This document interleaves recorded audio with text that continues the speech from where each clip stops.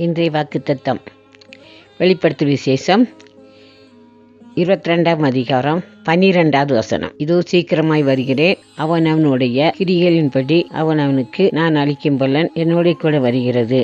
ஆமாரிமானவர்களே, ஆண்டவரை இயேசு கிறிஸ்து சீக்கிரமா வரப்படுறாரு. இந்த உலகத்தில் நீங்கள் என்ன கர்த்தருக்காக கிரியை செய்றீங்களோ அந்த பலன் கர்த்தர் வரும்போது நமக்கு அவனுக்கு அளிக்கும் பலன் என்னோடு கூட வருதுன்னு சொல்லியிருக்கிறாரு. நம்ம எதையாவது சின்ன ஊழியமாவது கர்த்தருக்காக செய்ய வேண்டும். ஹாஸ்பிட்டலில் போய் செபிக்கலாம், ஹாஸ்பிட்டல் ஊழியம் செய்யலாம், யாருக்காவது 2 கைப்பறிவு கொடுக்கலாம், ஏதாவது ஊழியம் செய்ய வேண்டும். ஏன்னா ஆண்டவராக இயேசுக்கிட்டு சொல்லுகிறார், அவனுக்கு அளிக்கும் பலன் என்னோடு வருகிறது. கர்த்தருக்காக நீ எதையாவது செய்வீங்கன்னா தான் நம்ம என்ன செய்வார், கர்த்தர் வரும்போது அதைத்தான் ஆண்டவர் கொண்டு வருவார். இந்த உலகத்தில் நம்ம அமைதியாக இருந்துச்சுன்னு வச்சுக்கோங்களேன், இப்போ நம்ம அவர் வரும்போது நமக்கு எப்படி கொண்டு வருவார், என்ன கொண்டு வருவார் யோசித்து பாருங்கள். அதனால தான் ஆண்டவரை இயேசுக்கிட்டு வரும்போது எதையாவது நம்ம கர்த்தருக்காக நம்மளால் முடிஞ்ச ஒரு சின்ன சின்ன ஊழியத்தை நம்ம செய்ய வேண்டும். நம்ம பெரிய பெரிய ஊழியக்கிற போய் நம்ம மேடையில் போய் செவிக்க அப்படி சொல்லலை ஆண்டவர். சின்ன சின்ன ஊழியம், மற்றவங்களுக்காக ஜெபம் பண்ணுங்க, நம்ம பக்கத்தில் தெரிஞ்சவங்களுக்கு அவர் ஜெபம் பண்ணுங்க, அவங்களுக்கு இயேசு பற்றி சொல்லுங்கள், அவங்க கண்ணீர் கட்டாயம் கர்த்தர் துடைப்பார். அப்போ அந்த பலனை அவங்க கர்த்தர் உங்களுக்கு வரும்போது கொண்டு வருவார்.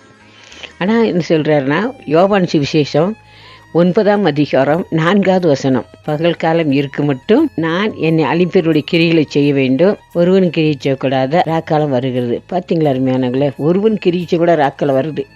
அதற்குள்ளாக இந்த காலங்கள் பார்த்தீங்கன்னா கர்த்தர் சொன்ன ஒவ்வொரு வாக்குத்தத்தங்களும் நிறைவேறி கொண்டு வருகிறது. ஆண்டவர் என்னெல்லாம் சொன்னாரோ அத்தனை நிறைவேறி. பார்த்தீங்களா, இந்த கொள்ளை நோய் எவ்வளோ பேரை வாரி கொண்டு போயிடுச்சு. நமக்கு தெரிஞ்சது, எல்லாருக்குமே தெரிஞ்சது தான். எத்தனையோ பேர் வாரி கொண்டு போயிடுச்சு. எத்தனையோ பேர் அவங்க நினச்சி கூட பார்த்துருக்க மாட்டாங்க. சில குடும்பங்களில் வேலை இழந்துட்டாங்க, சில குடும்பங்களில் தாய் இழந்திருக்காங்க, தகப்பன் இழந்திருக்காங்க, பிள்ளைகள் இழந்திருக்காங்க. எத்தனையோ காரியங்கள் ஆண்டவர் சொன்ன வாக்குத்தத்தம் நிறைவேறுது. நம்ம இந்த கொடுக்கப்பட்ட நாட்களில் இன்னும் ஒருவரும் கிரியை கூட ராக்கால் வரப்போகுது. அதற்குள்ளாக நம்ம ஆண்டவருக்காக எதையாவது செய்ய வேண்டும். உங்களுக்காக எனக்காக மரித்து 3ஆம் நாள் உயிரோடு இருந்தாரே, உங்களுக்காக எனக்காக அடிக்கப்பட்டு நொறுக்கப்பட்டாரே, உங்களுக்காக எனக்காக அந்த கடு அடைந்தாரே. ஆண்டவராக இயேசு கிறிஸ்து ரத்தத்தை குறித்து நம்ம எல்லாருக்கும் சொல்லணும். விலையேற்பட்ட ரத்தத்தினாலே மீட்டு கொண்டாருன்னு சொல்லலாமே. சின்னதான், கர்த்தர் உங்களை நேசிக்கிறான்னு சொல்லி பாருங்க. பெரிய காரியத்தை கர்த்தர் உங்களை கொண்டு செய்வார். அவர் வரும்போது உங்களுக்கு அந்த பலனை கொண்டு வர்றாரு. உண்மையானவர்களே, இந்த நாட்களை யாரும் அவனம் வராதிங்க. அதான் கர்த்தருடைய வேதம் சொல்லுறது, நாட்கள் பொல்லாத ஆனப்படினால் காலத்தை பிரயோஜனப்படுத்திக்கொள். இந்த நாட்கள் பொல்லாத நாட்கள், அதனால் காலத்தை பிரயோஜனப்படுத்திக்கொள்ளுங்க, வேஸ்ட் பண்ணிடாதீங்க. கர்த்தர் நிச்சயமாக உங்களை ஆசீர்வதிப்பார். பெரிய காரியத்தை செய்யுங்க கர்த்தருக்காக. ஜெபம் பண்ணுமா? எங்களை அன்பாக நேசித்து வழி நடத்துகிறீங்கள் பரலோக பரிசுத்த பிதாவே, ஆண்டவரே முடிச்சுமுள்ள பார்த்து கேட்டுக்கொண்டிருக்க ஒவ்வொரு மக்களையும் ஆசீர்வதிங்க, பலப்படுத்துங்க, காத்துக்கோங்கப்பா. எத்தனையோ குடும்பங்களை பண கஷ்டம், மன கஷ்டங்கள், கண்ணீர்கள், வேதனைகள் அப்பா, எல்லாவற்றையும் விடுதலை தாங்க ஆண்டவரே.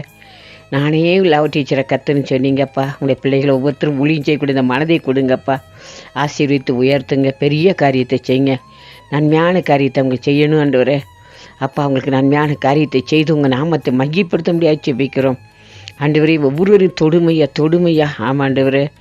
அப்பா, ஆமை நோக்கி கெஞ்சுக்கிறோம். ஒரு சகோதரி ரொம்ப உள்ளம் கலங்கியிருக்காங்கப்பா ஆண்டவரே. அவங்க கண்ணீரை துடைச்சிருங்கப்பா, கவலை மாற்றிருங்கப்பா, பிரச்சனை நீக்கிருங்க. நீங்கள் தான்ப்பா அதை மாற்ற முடியும் ஆண்டவரே. உள்ளத்தில் ரொம்ப உடைஞ்சிருக்காங்கப்பா. அவங்கள தொடுங்கப்பா, உள்ளத்தை தொடுங்கப்பா, அவங்க உள்ளத்தை தொடுங்க. அவங்க மனதை ஆற்றி தேற்றி ஆறுதல் படுத்துங்க. எத்தனையோ பேர் மனநோயில் கஷ்டப்படுறாங்க ஆண்டவரை. அவங்கள பலவீனத்தெல்லாம் நீக்கிருங்க. அற்புதத்தை செய்யுங்க, அதிசயங்களை செய்யுங்க. அவங்க நாம மகிப்படட்டும். எல்லா துதிக நாம் மகிமைக்கு செலுத்துகிறோம். யாஸ்பா நாமத்தில் தாழ்மையாக வச்சுக்கிறோம் பரமபிதாவே. ஆமென்.